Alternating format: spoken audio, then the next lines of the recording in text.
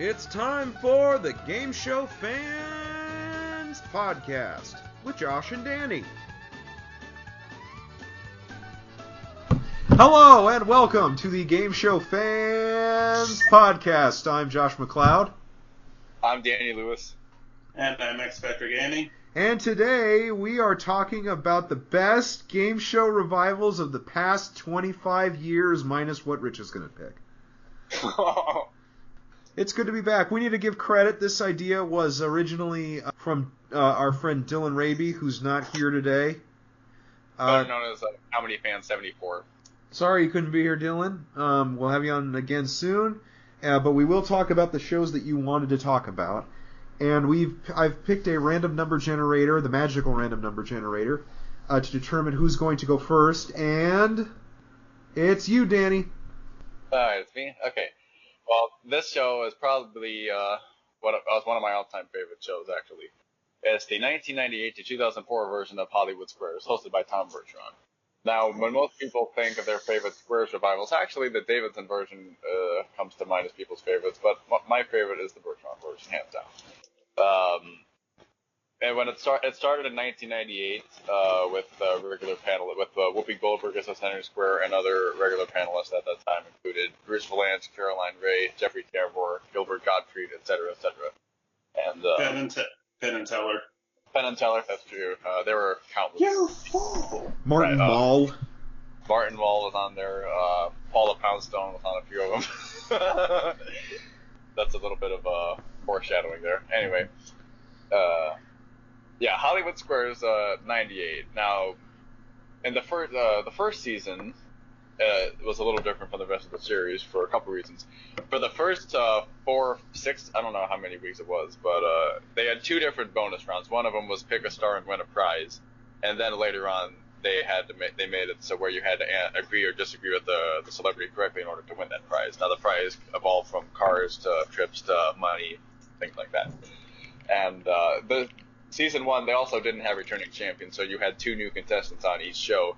So watching that first season, one episode, you would pick a star and win a prize, and the next one, they would have to answer a question, and because they aired them out of order, so it kind of got confused. But nonetheless, it's still a great show.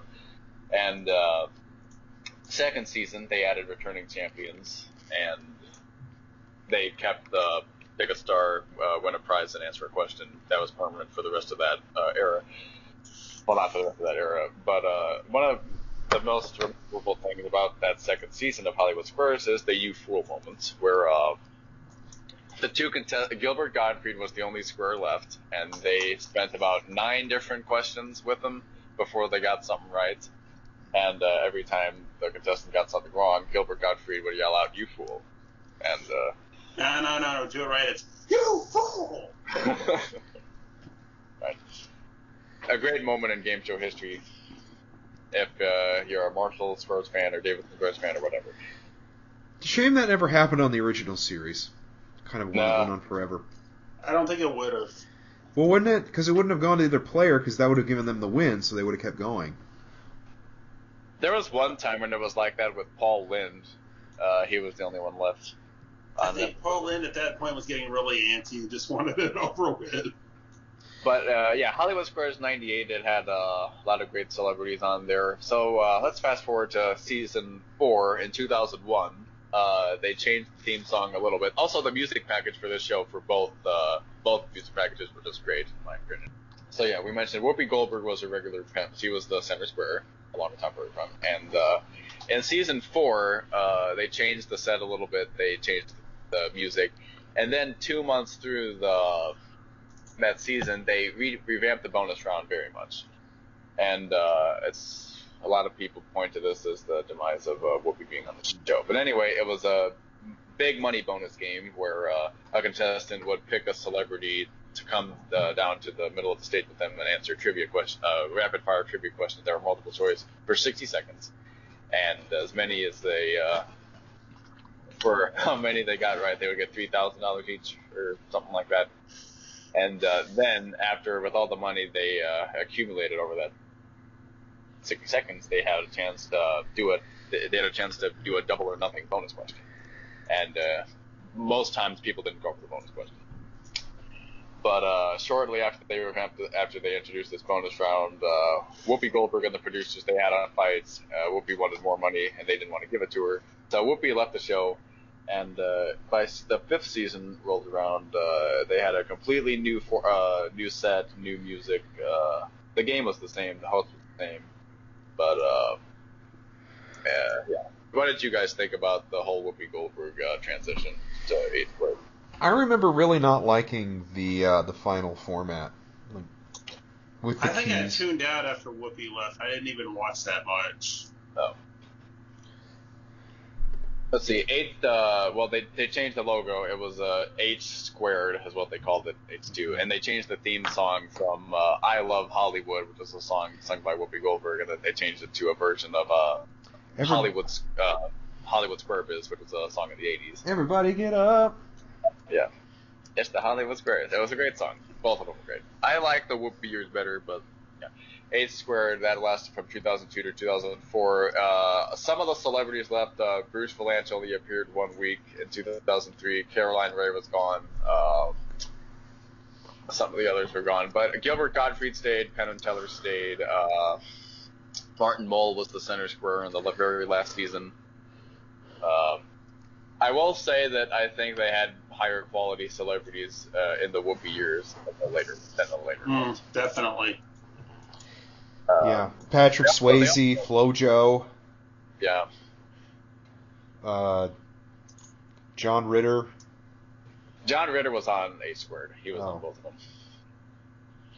And that's interesting to note because, Henry Winkler stepped in to produce after Whoopi Goldberg left, and Henry Winkler and John Ritter were like best friends. So, and speaking of Henry Winkler, one of the most another memorable game show moment from the show was the April Fool's prank they pulled on Tom Bergeron in 2003. Have you guys seen this before? Yes, I have. Yeah. I don't believe I have. Where Griff from, not Griff, the other one from Married with Children. Bob Rooney. Pretends he's a contestant, and the contestants get into a fight. Yeah, the concept was Tom said, okay, we're doing this new thing called Teacher Tuesday, which is pretty ludicrous to begin with, where you have teachers playing Hollywood Squares. And Ed Bell, I'm surprised no one recognized him because Married with Children was a popular show, I suppose. I enjoyed it. But Ed Bell played a contestant. The other contestant was a lady named Carrie Armstrong. And Ed, he played this complete asshole. And he got on Tom's nerves towards the end of the game. And then everyone just started laughing, and Tom couldn't handle the game. And the female contestant actor started crying because she was losing, and Ed was being so mean to her. And then after that, Henry Winkler just stopped the show, and he just shouts out, Tom, April Fools. And then everyone started applauding because they're like, wow, that was a great joke. That was a great prank. Yeah, that was good. And then season 6, the final season of this version, they reverted back to the Peter Marshall format of best 2 out of 3 games. So for the first time in a long time, you would start the show in the middle of a game, which is something we hadn't seen ever since the daytime version, I think.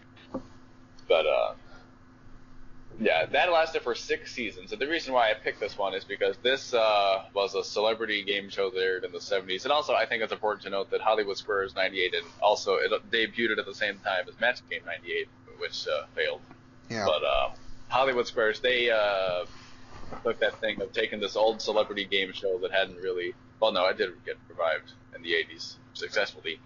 But they did it well for the modern age. We had good modern celebrities, had a good host, and the humor. Well, back when it started, they had a little bit of the Monica Lewinsky humor, but not as much as Match Game 98 did. So maybe that's why it lasted longer. But yeah, Hollywood Square was on Game Show Network several different times. Actually, it was GSN showed the first season only in late 1999 to early 2000. Then they showed the seasons 4 to 6 from 2004 to 2006. And then the most recent showing of this version of Squares on GSN was in from 2009 to 2010 when they showed only like the first 2 seasons. A lot of those episodes I have in my portion of it. Somebody loves Hollywood Squares. Yeah. Besides Lingo, I like Hollywood Squares. I love Hollywood Squares. And I'm sure we'd all like to see Hollywood Squares come back to the airwaves today. And please, no more music. I would love to see no it more... come back, and I would love to see it come back specifically with urbane hip-hop stars in all of the squares. They already did that. Hip-hop squares. Oh. They did that twice. They did Hip Hop Squares twice. Well, then I would like to see it come back with country music stars. They're already doing that. Oh. Well, then I'd like to see it come back with polka musicians. That would be the only way. That's the only other version of Why haven't they... I was just saying that maybe there should be a rock and roll version of Square, since there's been a rock and roll version of Jeopardy. Yeah, but they're all dead. Yeah, all the good rock musicians took too much heroin and died. But a lot of good polka musicians are still alive. Yeah. They did not fall into the perils of drug abuse, because, you know. No. I mentioned Polka Squares on that episode of Game Shows I Suppose I was on with Jordan, where we talked about lingo towards the end. So I'll put a link to that. Surprised they haven't revived Password yet. Give it time. They Other sort than of $1 did. million, which doesn't count. They sort of did for Buzzer. $1 million Password doesn't count. They sort of did for Buzzer. Neither does Buzzer Password. Okay. Anyway. Hollywood Squares from 98 to 04. I like the Whoopi years better, but still it's one of my favorite revivals of all time. They took a classic celebrity game show and revamped it very well for the modern age. And now time for my very stupid Whoopi Goldberg joke. What is it? There was a movie that was made about her life and about her parents' decision to have her, and the movie was called Let's Make Whoopi.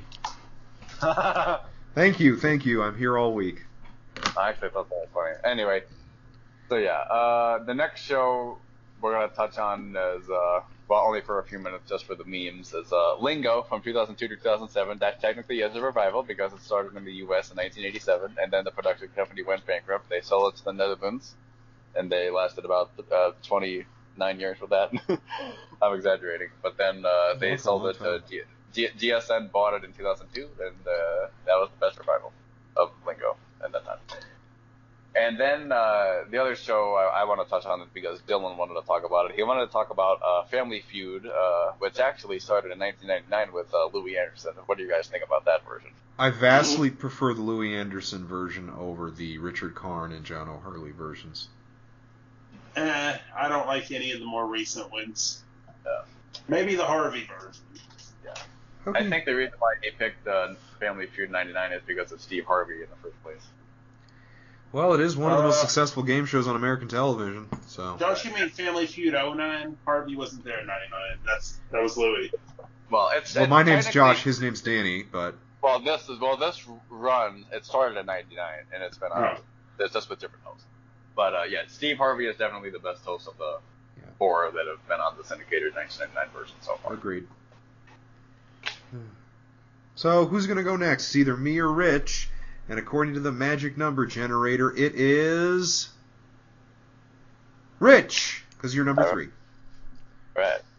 I have 3, and just because I want to make Josh mad, I'll get Pyramid out of the way first. Okay. So, Pyramid 2016 to 2019. Blasphemy! Same as it's ever been, just the host change. Nope. Terrible. Stop interrupting. Michael Strahan. Better host than some people give him credit, or he could be better, though. Otherwise, the gameplay is just the same as it ever was. So there's really not much more to say about it. Okay, my retort time. No, it's not the same, because they keep cutting to crap during the game. They cut to Michael Strahan while the game is playing, so that they can speed it up. They changed the tiebreaker because they're stupid and they want to make more money. Michael Strahan can't host for crap. The director basically has ADD. The producer clearly never watched an episode of Pyramid in his life. The host, can't do crap. The contestants... Maybe I should have used Donnie Mid instead. The contestants seem like they'd rather be anywhere other than there. But it's got Trilons. Hey, it's got Trilons. That immediately makes up for every crappy thing about the new version. Trilons. Josh, you just stole my point, man. I was going to say, the reason why this version is miles better than the GSN 2012 version is because of the Trilons. Nope. And because Michael Richards was a terrible host. Yeah. He's better than Strahan. And they screwed the 2012 version. They screwed everything up. I agree with that. I vastly prefer the. At first, I liked the 2012 version just because it was Pyramid. I liked it on Name Alone. Well, I think a lot of people like this version on Name Alone because again, it's as you got into the 2012 Pyramid, you realize this isn't what I grew up with. Neither is this version. And this one's closer. I agree. Well, they don't cut away to goofy crap during the game on the 2012 version. It's a better way. They don't cut to Michael Strahan going, "You can't say that. That's wacky." And let's see, Pressure Luck and Card Sharks 2019. I think all of us that have seen it can agree, as close to the originals as you're going to get. I don't agree with that. Without digging up Jim Perry and Peter Tamarkin, rest in peace, both of you. I don't agree on Press Your Luck. I do agree on Card Sharks. Have you seen Pressure Luck, Josh? I've seen some clips of it. Okay. I don't like the bonus game. It's like you win the game. I love the bonus game, although they ripped that off me. No, they didn't. They did. I was doing that with you and Danny before the show ever came on. That whole We did that like a bonus. like a month before. You think they planned? You think that they changed it like and refilmed it that quickly? The only rule change in mine is one whammy. You're out instead of four. Okay. Anyway, I love the fact that if somebody hits 500,000 on the big bonus board, it's doubled to 1 million immediately, and the game is over with no risk of losing the million. That's got to be rigged. Michael Larson will be proud. It's got to be. There's no way that they have that where you hit it. There's got to be some sort of caveat you have to do in order for it to be unlocked. Yeah, you have to make it through every other round of the bonus round. Exactly. So that's fair. I mean, you don't want somebody hitting a $1 million square in one round. It's the problem I had with God, what was the other show that was like, we're offering $1 million. Oh, I guess Who Wants to Be a Millionaire? It's like, you can win $1 million. No, you can't. You have to know obscure facts about the post office that no one knows. Right. And then on later Millionaires, your bank had to add up to $1 million, which was stupid. Yeah. Millionaire. Anyway. I think Millionaire should have been canceled after Terry Crews left. But I think it should have been canceled after after the 10th after the whole debacle of the 10th anniversary thing. After Ken It should have been canceled after Super Millionaire and never re-aired again. Super Millionaire was great. I enjoyed it. I did too, but they beat it into the ground after that, though. Went in with a bang, out with a whimper. That's what that show was. Anyway, Card Sharks is spot on. It's as good as you can get, except for one little flaw in the bonus round.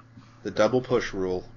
The pyramid is not there anymore. It's a straight line instead of a pyramid. And the double push rule.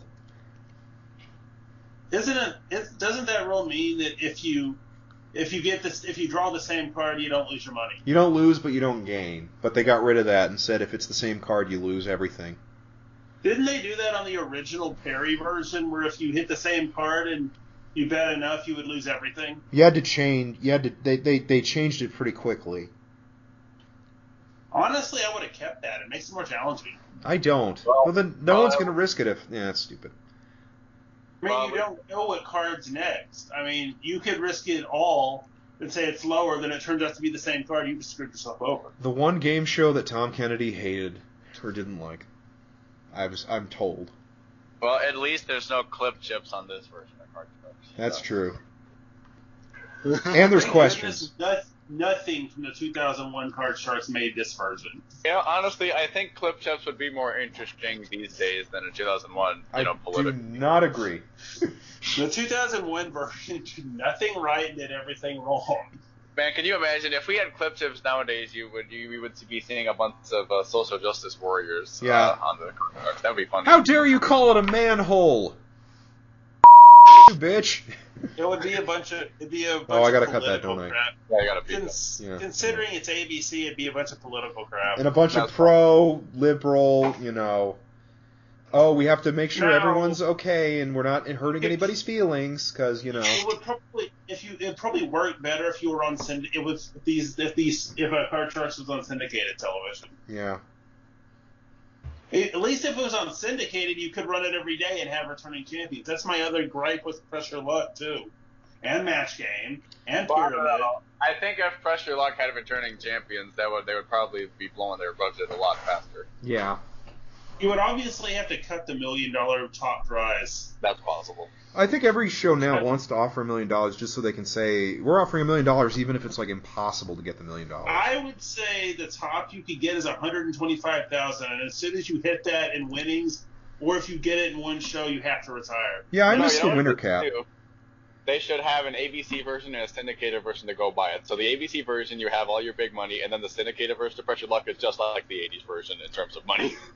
Like, you amass, let's say, how does 250,000 sound, and then you retire. I miss winning caps. Remember when shows had win caps? That was the thing when you and me were little, Josh. That was the thing. And then Jeopardy got rid of it, and Ken Jennings Well, it was came. a thing until I was 2. And then so, Ken yeah. Jennings, yeah.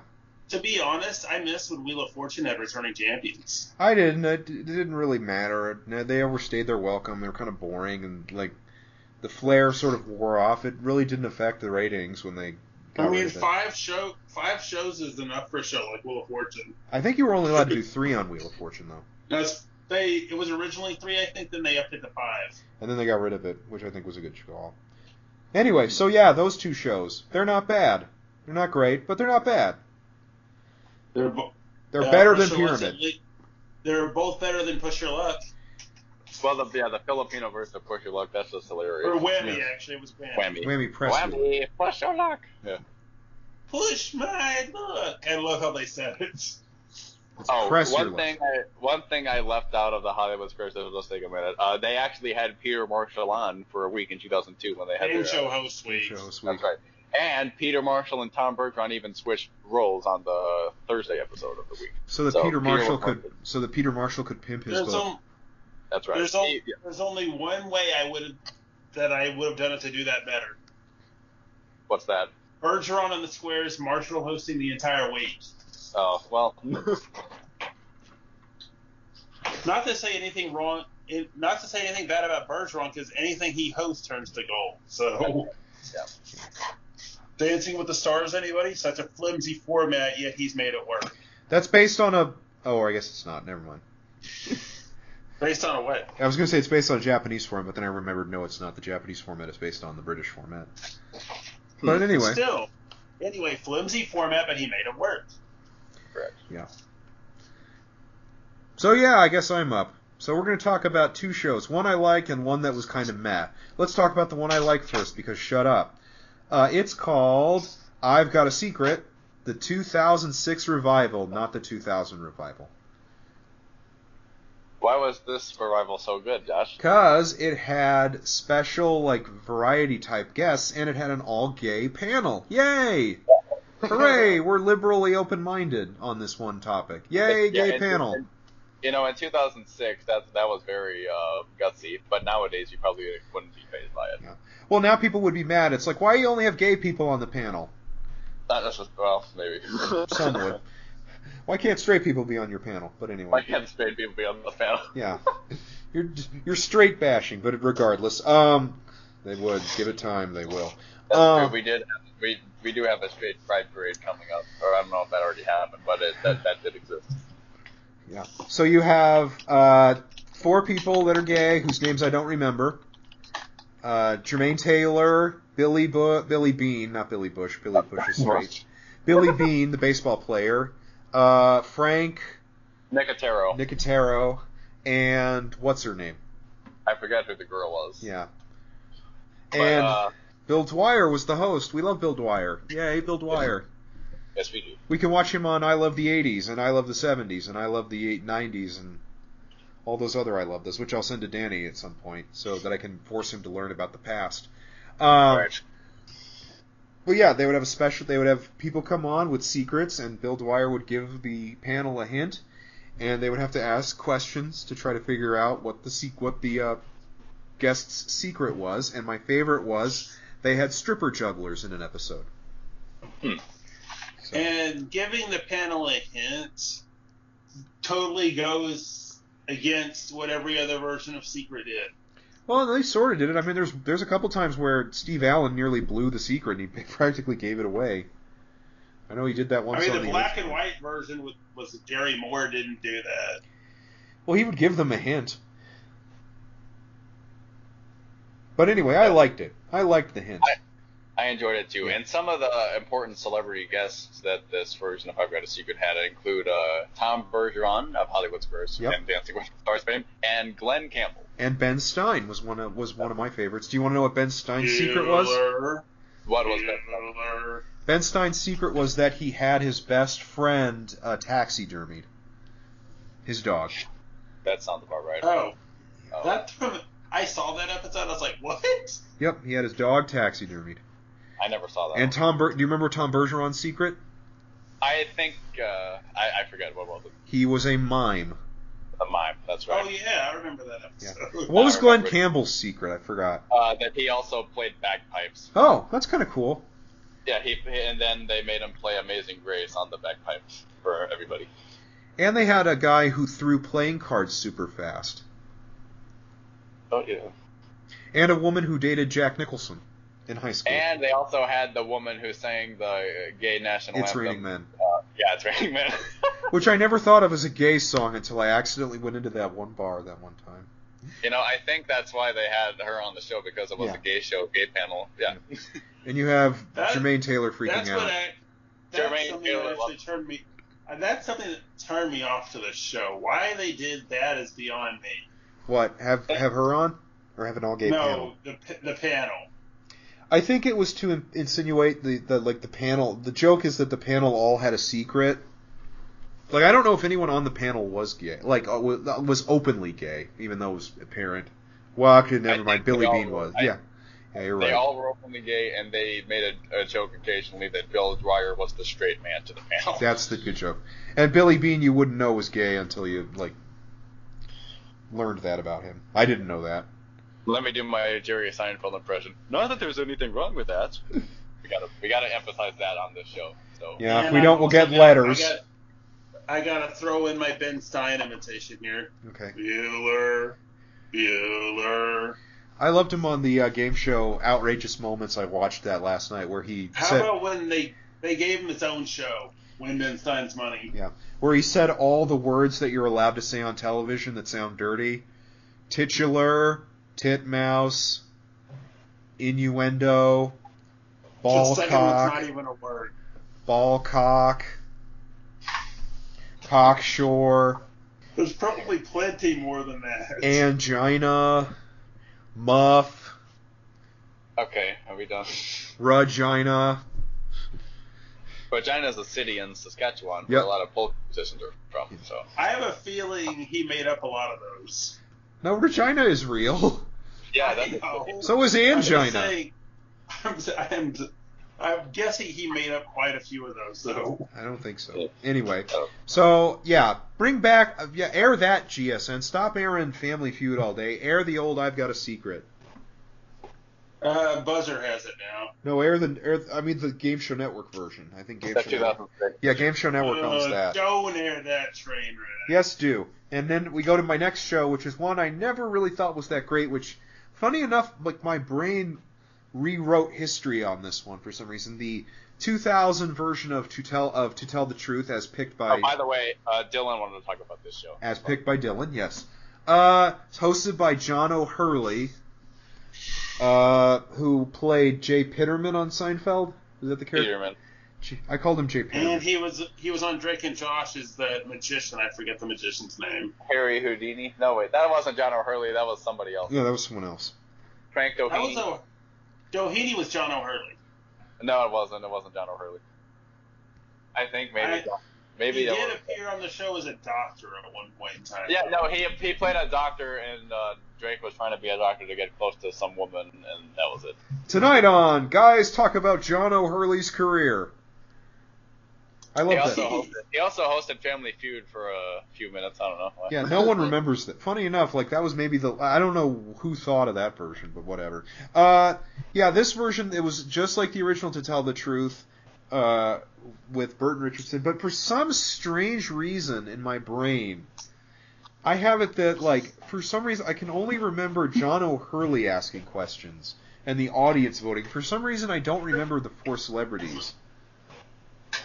Well, let's talk about some of the celebrities they had on the show. Yeah, they had Meshack Taylor was one of the regulars, and the other regular was Paula Poundstone. Yeah, who got us some legal trouble and had to be removed from the show. I don't know what the story is.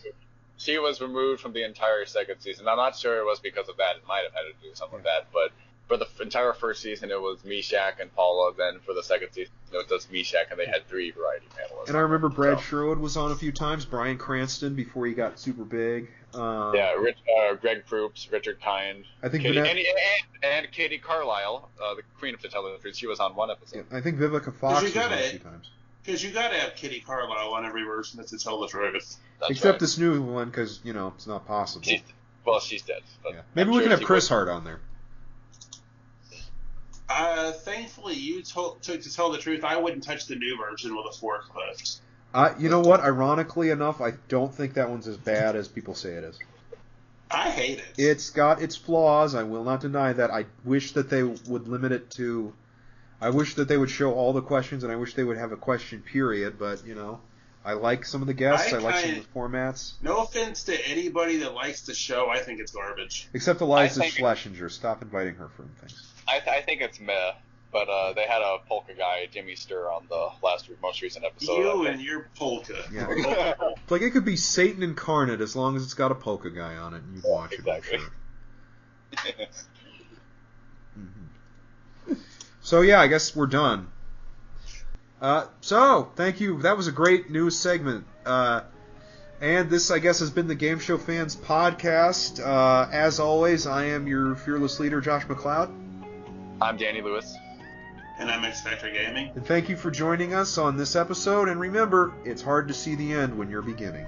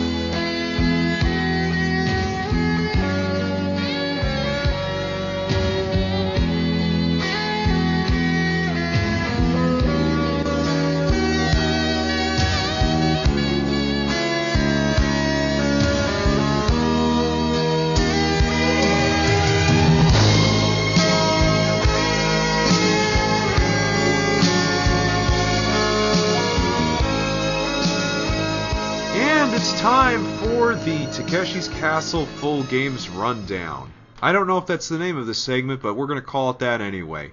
I'm Joshua again, and I'm here to talk about my favorite game show from Japan, not necessarily my favorite, Takeshi's Castle. For those who don't know, Takeshi's Castle was a game show that aired in Japan from 1986 to 1989 that used a number of games. Most Americans probably know it as the game show that was used to make up MXC, Most Extreme Elimination Challenge.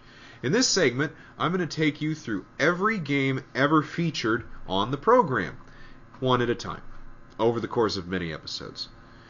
And by the way, this segment is totally not a rip-off of a better segment on another show that involves Price is Right. Yeah, we're totally not ripping them off. But if we were, here's what it would be. So our first game we're going to talk about these games in alphabetical order, and we're going to put them out as such. So we're not going to talk about them in order of the dates in which they premiered. We're going to talk about them in alphabetical order, but we're not going to talk about them in English alphabetical order because some of the games don't translate well into English.